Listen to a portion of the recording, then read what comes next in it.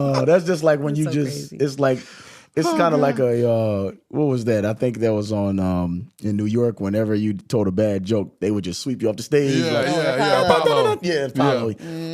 To be honest with you, I as we were there for the 2 days, you know, I just kept sensing like, wow, like we're getting closer and closer and closer just as friends. But I'm starting to love this woman so fast. So I kept playing that whole game. Okay, Lord, well, since you did that, prove it again. You know, let me see it the next conversation. So next day we went top golfing. You know, it's like, all right, Lord, prove it again. Yeah. So it was kind of like after day 2 of being there and just being great friends, having a good time, solid good time. On my way back to Detroit on the plane, I'm talking to her. She's checking on me. You know, she's being just like her mama, just making sure everybody's okay at all times, at all costs. And so I said, listen, I just felt led to say, you know what? I love you. Straight up. Now that's a gamble because I've been divorced for 9 years. I thought I was in love before. So what would have made this so different? You know what I mean? And the thing is when you do it in God's presence, man, you don't have to regret nothing. Hold on, Ryan. What'd you think when he said that to you? I told him I loved him too. Wow. Yeah.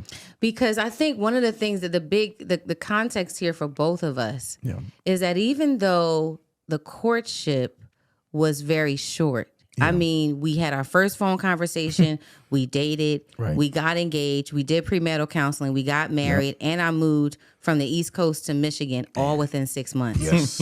Yes. But the spiritual equity happened over the 9 years he was divorced and the 20 years I was single. I had never been engaged before. Ryan's the first man who ever proposed to me. Wow. He's the only man I've ever married. He is the man I prayed for decades. So when he showed up, I knew it was him. Wow. There was no question. Kanita, did you say the spiritual equity was already built?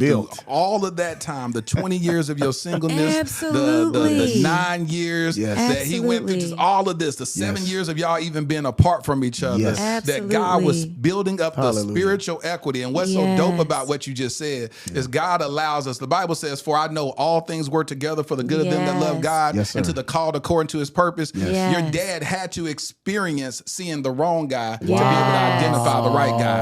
You had to see that. You had to see what your father, that when your father puts his stamp and approval on somebody, that you know what it looks like when he disagrees. So you know daddy ain't playing no games with you. And when your daddy was able to identify in the first encounter that I can see him as my son-in-law, that automatically made a spiritual deposit inside of you that began to blossom. So your I love you hit different because you knew that it had a foundation built from your father. Let me tell you something. The blessing of a father, when a father is able to see, man, wait, we gotta finish that.